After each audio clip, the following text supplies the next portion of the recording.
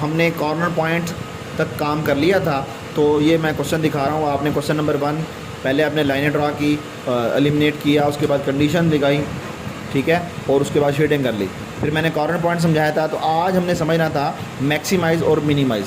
तो ये सारे कॉर्नर पॉइंट कैलकुलेट किए और यहाँ पे इसने कॉर्नर पॉइंट लिख दिए। पहला कॉर्नर पॉइंट हमारे पास 16, 12, 4, 0 एंड 0, 4, 4 या 3 कॉर्नर पॉइंट हो सकते हैं आपके पास। आपने उन कॉर्नर पॉइंट्स को, जो क्वेश्चन आपके पास दिया हुआ है, ये देखें, मैक्सिमाइज फंक्शन दिया हुआ है F of x is equal 2x + 5y। आपके पास वैल्यू है 2x + 5y।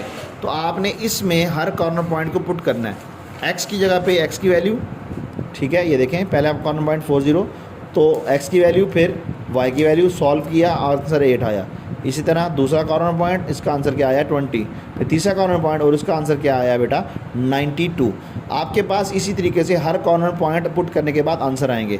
अब सवाल में क्या लिखा हुआ था, यहाँ लिखा हुआ था मैक्सिमाइज। अगर मैक्सिमाइज लिखा हुआ है तो हम मैक्सिमम वैल्यू को देखेंगे। मैक्सिमम वैल्यू क्या है यहाँ पे बेटा 92, ठीक है। अगर मिनिमाइज लिखा होगा, जैसा कि यहाँ पे देखिए नेक्स्ट क्वेश्चन में, यहाँ पे क्या लिखा हुआ क्वेश्चन नंबर 2 में, मिनिमाइज।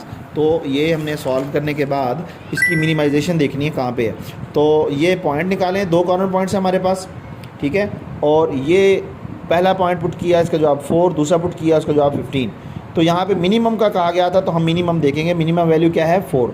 उसके बाद लिखेंगे फंक्शन हैज़ मिनिमम वैल्यू।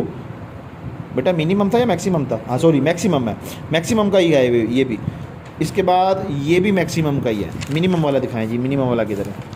ये तमाम सवाल हल हुए हैं और ये तमाम के तमाम इंशाल्लाह आपको हमारी अपनी वेबसाइट पे www.owise.com पे PDF फॉर्म में भी मिल जाएंगे। ये आ गया जी मिनिमाइज़ वाला, ठीक है, ये मिनिमाइज़ वाला है। तो इसमें भी उसी तरीके से आपने पहले शेडिंग करनी, ग्राफ बनाएं, कॉर्नर पॉइंट निकालें।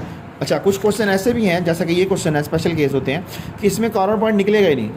इंटरसेक्शन जो है वो हमारे शेडिंग एरिया से बाहर जा रही है, यहाँ पे जाके कहीं इंटरसेक्शन होगी। तो यहाँ पे हमने कॉर्नर पॉइंट नहीं निकालना, जस्ट जो आपकी शेडिंग में आ रहे हैं उसी को देखना। तो एक ये है पॉइंट, एक ये, 2 पॉइंट आपके पास आ रहे हैं। तो दोनों पॉइंट बच्चे ने लिख लिए 0, 3, 3, 0।